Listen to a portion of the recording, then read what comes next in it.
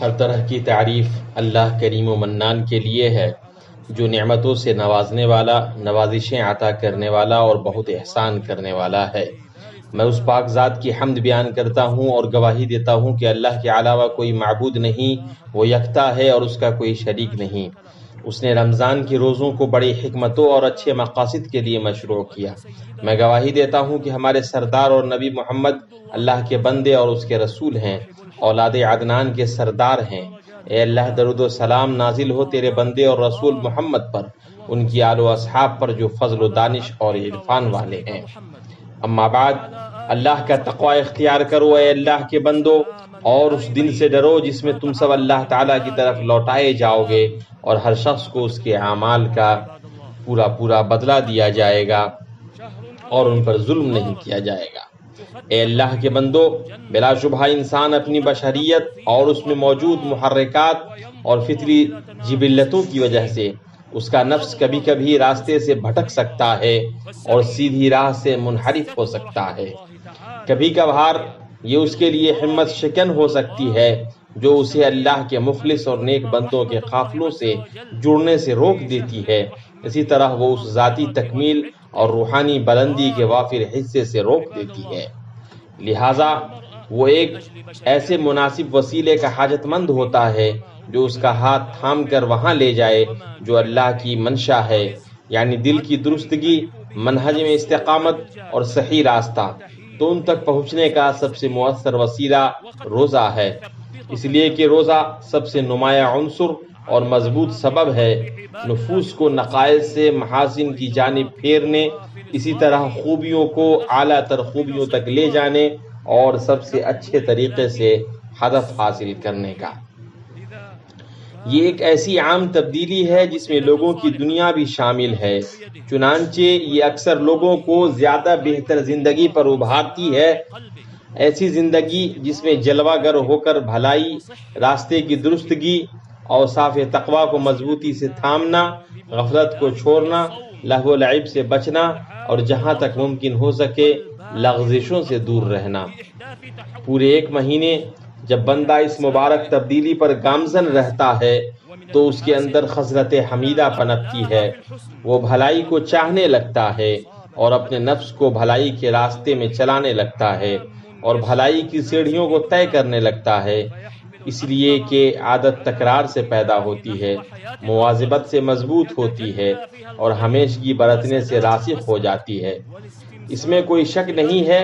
کہ اس پورے مہینے میں بندہ فضیلت کے بہترین راستوں اور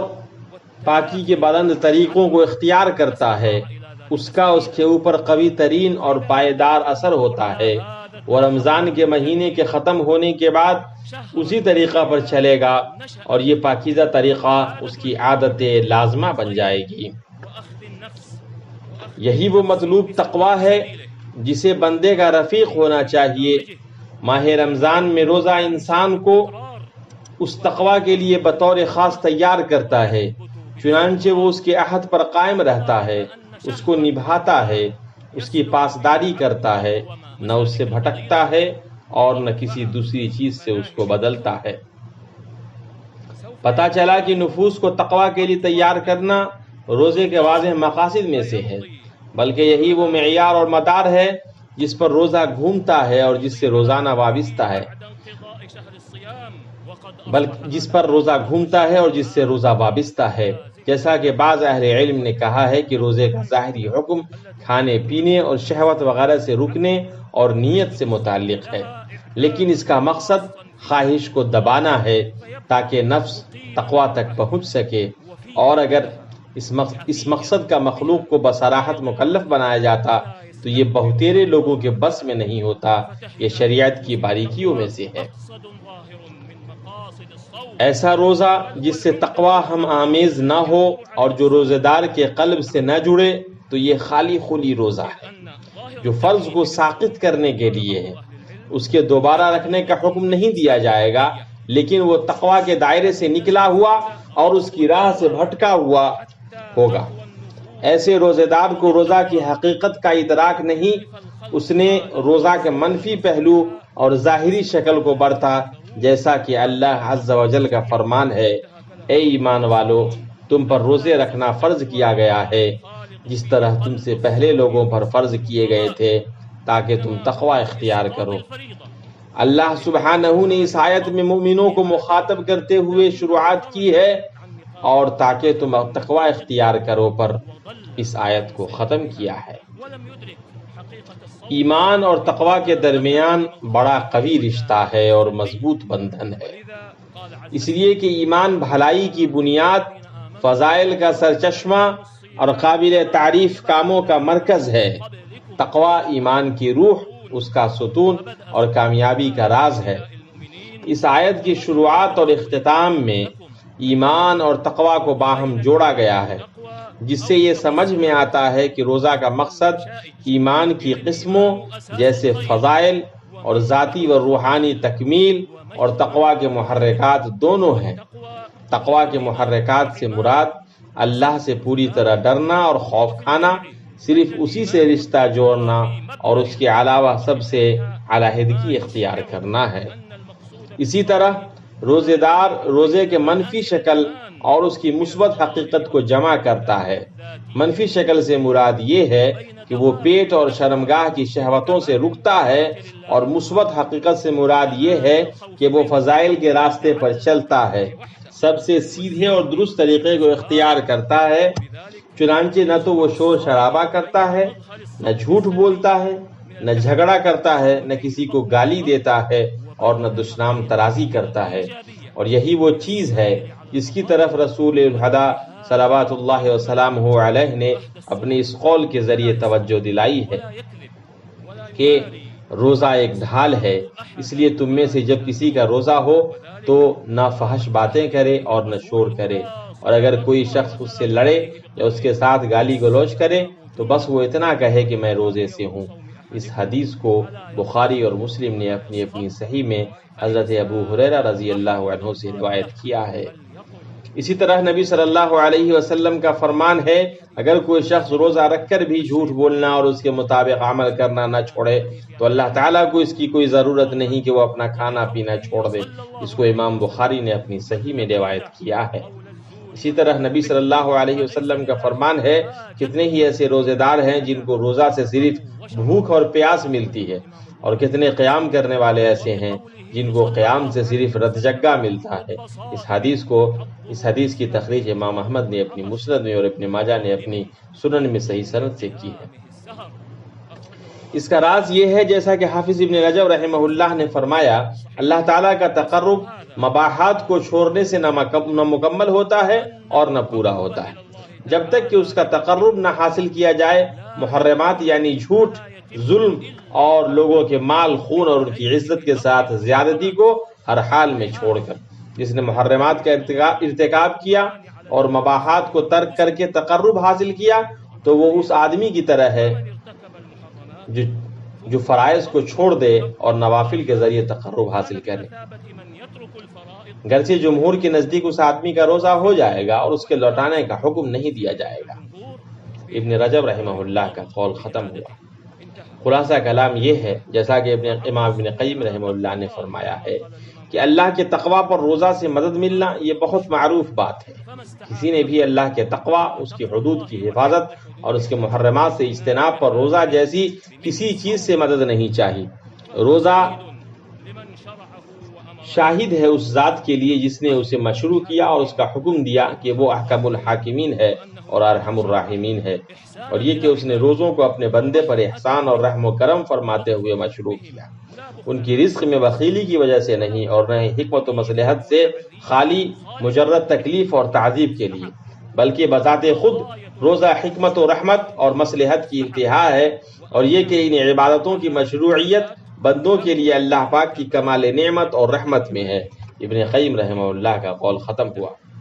جان لو کہ اللہ کے حکم اور اللہ کے رسول صلی اللہ علیہ وسلم کی وضاحت کے مطابق اس مبارک مہینے کا روزہ دلوں اور عقلوں میں حد درجہ اثر کرنے والے پیغام کی مانند ہے۔ امت پر واجب ہے کہ وہ سارے جہانوں کے لیے اسے اللہ تعالیٰ کی کمال تابعداری، اس کے امر و نہی کے سامنے مکمل طور پر سرنگوں ہو جانے اور ان دونوں کو اپنی تمام محبوب چیزوں پر مقدم رکھنے پر واضح دلیل بنا کر پیش کرے۔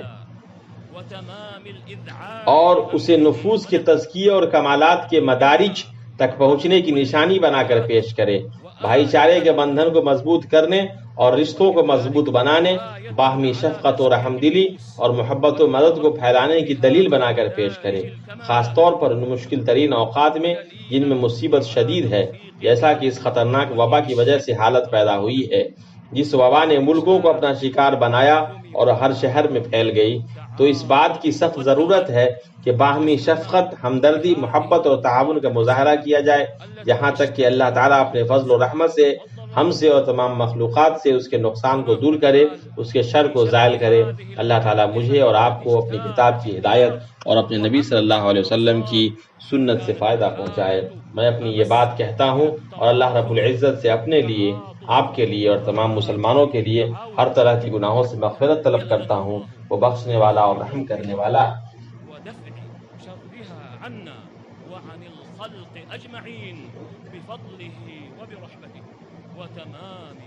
وتمام منته نفعني الله وإياكم بهدي كتابه وسنة نبيه صلى الله عليه وسلم أقول قولي هذا وأستغفر الله۔ ہر قسم کی حمد اللہ ہی کے لیے ہے جس نے روزہ کو ہم پر فرض کیا اور اس کو گناہوں کی مغفرت کا سبب بنایا اور سلامتی کے گھر جنت کے دروازوں میں ایک دروازہ بنایا۔ ہم اس پاک ذات کی حمد بیان کرتے ہیں۔ میں شہادت دیتا ہوں کہ اللہ کے سوا کوئی عبادت کے لائق نہیں، وہ یکتا ہے، اس کا کوئی شریک نہیں، وہ بادشاہ نہایت پاک، سب عیبوں سے صاف ہے، اور میں گواہی دیتا ہوں کہ حضرت محمد صلی اللہ علیہ وسلم اللہ کے بندے اور اس کے رسول ہیں۔ آپ صاحب حوض مورود، اعلیٰ درجے اور اونچے مقام والے ہیں۔ اے اللہ، درود و سلام نازل ہو تیرے بندے اور رسول محمد پر، آپ کی آل و اصحاب پر، ہمیشہ نازل ہونے والا درود و سلام قیامت تک۔ اما بعد، اے اللہ کے بندو، روزے کے عظیم ترین مقاصد میں سے نفسوں میں قربانی کی عادت ڈالنا، انہیں خرچ کرنے پر ابھارنا، زندگی کی سختیوں کو برداشت کرنے کے لیے تیار کرنا اور سختیوں اور مصائب پر صبر کرنے کا انہیں عادی بنانا ہے۔ تو روزہ ان قربانیوں سے بھرا ہوا ہے جنہیں روزہ دار اپنے جسم کی ضرورتوں اور نفس کی رغبتوں میں سے خرچ کرتا ہے۔ تو روزہ نفوس کو جائز لذتوں سے روکنے اور انہیں بھوک کی تکلیف اور پیاس کی شدت برداشت کرنے پر مجبور کرنے اور ان کے شعور کو لگام دینے کا نام ہے کہ نہ تو وہ اکتائے یا بے چین ہو یا ایسی حرکتیں کرے جن سے اس کا روزہ برباد ہو جائے یا اجر میں کمی آ جائے۔ نفوس کے لیے ان مباح چیزوں سے رکنے میں ایسی قربانیاں ہیں صائم جن کو اللہ کی خوشنودی تلاش کرنے اور بھرپور بدلے اور اجر کریم کے وعدے کی تصدیق کرتے ہوئے پیش کرتا ہے۔ رمضان میں قربانیاں کسی ایک مقام پر نہیں رکتی ہے، اس لیے کہ اس میں قربانیوں کے دروازے بہت زیادہ ہیں، کیونکہ وہ ایسا میدان ہے جس میں سبقت کرنے والے سبقت کرتے ہیں اور بہترین وعدے اور حسن ثواب کی امید رکھتے ہیں۔ تو جس طرح قربانیاں جسم کی راحتوں اور اس کی لذتوں کو چھوڑ کر اسے مباح خواہشوں سے روک کر دی جاتی ہیں، اسی طرح اس مال کی بھی قربانی پیش کرنی ہے جسے نفوس حد درجہ محبت کرتے ہیں۔ مال کی یہ محبت ان پر آخری عمر تک لگاتار چھائی رہتی ہے اور ان میں اندر تک پیوست رہتی ہے، جیسا کہ اللہ تعالیٰ کا فرمان ہے، اور مال کو جی بھر کر عزیز رکھتے ہو۔ حدیث میں ہے، حضرت ابو ہریرہ رضی اللہ عنہ سے روایت ہے کہ رسول اللہ صلی اللہ علیہ وسلم نے ارشاد فرمایا، دو چیزوں کی محبت میں بوڑھے آدمی کا دل جوان رہتا ہے، لمبی زندگی اور مال کی محبت۔ اس حدیث کو بخاری اور مسلم نے اپنی اپنی صحیح میں روایت کیا ہے، اور یہ محبت مال پر آدمی کے حریص ہونے اور اس کے سلے میں بخارت سے کام لینے میں بہت واضح انداز میں ظاہر ہوتی ہے۔ تو اس کے نفس کو اس کا نکالنا اچھا نہیں لگتا ہے مگر اس وقت جب کہ بدلے میں عظیم ترین فائدہ ملے یا عوض میں زیادہ بدلہ۔ اس قربانی کے خوبصورت ترین اثرات اور اس سخاوت کے عظیم ترین نتائج میں سے یہ ہے کہ وہ روزے دار کے دل میں نرمی پیدا کرتا ہے، اس کے احساسات کو ایسا سلیقہ مند بناتا ہے جو اس میں فردیت اور مفاد کی تنگی سے نکال کر ایثار اور شفقت کی کشادگی تک لے جاتا ہے، جو اس کے اندر دوسروں کی ضرورتوں کو سمجھنے، ان کے ساتھ حسن سلوک، غمخواری اور سخاوت کرنے پر ابھارتا ہے۔ تو وہ شخص خوشی خوشی اپنے مال سے اللہ کی راہ میں خرچ کرتا ہے، ایسا وہ اللہ تعالیٰ پر یقین رکھتے ہوئے کرتا ہے کہ وہ اسے بھرپور بدلہ دے گا اور اسے خوب نوازے گا، اور اس کے نفس نے جو خرچ کیا ہے بدلے میں اللہ تعالیٰ اس سے زیادہ افضل بخشش، بڑا فائدہ اور بھرپور بدلہ دے گا۔ بلا شبہ قربانی سے حلاوت ملتی ہے اور خرچ کرنے اور عطا کرنے سے خوشی ملتی ہے، اس لیے روزے کا بدلہ وہ خوشی ہے جو اپنی محبوبات و مباحات کی قربانی دینے والے روزے دار کو دی جائے گی، جیسا کہ حدیث میں آیا ہے جسے بخاری اور مسلم نے اپنی صحیح میں حضرت ابو ہریرہ رضی اللہ عنہ سے روایت کیا ہے کہ نبی صلی اللہ علیہ وسلم نے ارشاد فرمایا، روزے دار کے لیے دو خوشی ہے، ایک خوشی افطار کے وقت، دوسری خوشی اسے اپنے رب سے ملاقات کے وقت ہوگی۔ خوشخبری اس شخص کے لیے جو رمضان میں قربانیوں کے دروس میں سے سب سے اچھا توشہ لے اور اپنی عمر کے تمام ایام میں چلنے کا بہترین منہج اپنائے، تو اللہ کے لیے اپنے نفس اور مال میں سے خرچ کرے، اللہ کی خوشنودی تلاش کرتے ہوئے اور نبی صلی اللہ علیہ وسلم اور آپ کے صحابہ کی پیروی کرتے ہوئے۔ قربانی کی راہوں میں جن کے عظیم ترین کارنامے ہیں اور جن کی بلیغ ترین عبرتیں اور عمدہ ترین نشان راہ ہیں، اللہ کا تقوی اختیار کرو اور ہمیشہ یاد رکھو کہ اللہ تعالیٰ نے تم کو خیر انعام پر درود و سلام بھیجنے کا حکم دیا ہے، جیسا کہ اس کی سچی کتاب قرآن کریم میں ہے۔ اللہ تعالیٰ اور اس کے فرشتے اس نبی پر رحمت بھیجتے ہیں، اے ایمان والو تم بھی ان پر درود بھیجو اور خوب سلام بھی بھیجتے رہا کرو۔